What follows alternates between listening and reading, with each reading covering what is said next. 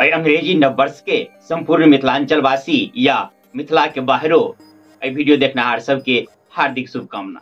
अंग्रेजी नववर्ष से याद आबि गेल कि रात खन घूर तर यही बात के गोल फचक्का होइत रहे। कोई आदमी कहे कि इ त अंग्रेजी नया साल है, अपना सबके नया साल महीना हेबे नहीं करे, जुड़ शीतल में हुए। अपना सबके बगल में नेपाल है, नेपाल में जैसे जुड़ शीतल में नया साल मनायल जाए है। तो यही बात के उदाहरण दे कि नेपाल में जो हुए है ने से असली वाला जैसे नया साल हुई है। ये बात पर हम कल देखियो जे नेपाल में संबत चल रहा है, दरअसल में ओहो अपने सबके संबत है, लेकिन अपना ओहिठाम की करबे, सबको अंग्रेजी कैलेंडर के मान्यता दे देने छे। पूरा प्रशासनिक कारोबार अंग्रेजी में चल रहा है, अपना ओहिठाम अंग्रेजी महीना अंग्रेजी तारीख के सबको वैल्यू दे देने छे, तो अंग्रेजी नया साल मनावा पड़ते ने। लेकिन जे प्रकार से नवयुवक के जो रुझान है अखनका स्थिति में जाहि तरफ जा रहा है नवयुवक सब, वही के देखित कहलिए। लेकिन इस सबसे अहाँ सब की फर्क पड़िया?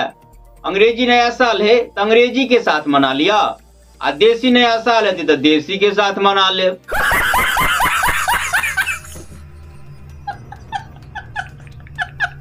ये सब बात हंसी चोल में कह दिली है, लेकिन उम्मीद है कि अपने सब जैसे पूरा सात्विक रूप से कोनो शुभ दिन हुए मनाबी।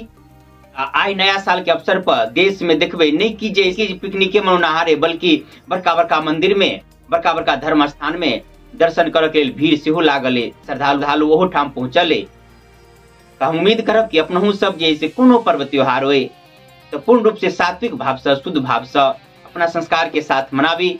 अपने सबके ऊपर श्री सीताराम जी की कृपा बनल रहे, अपने सबक जीवन में सदैव हर्ष उल्लास बनल रहे। जय मिथिला, जय मैथिली।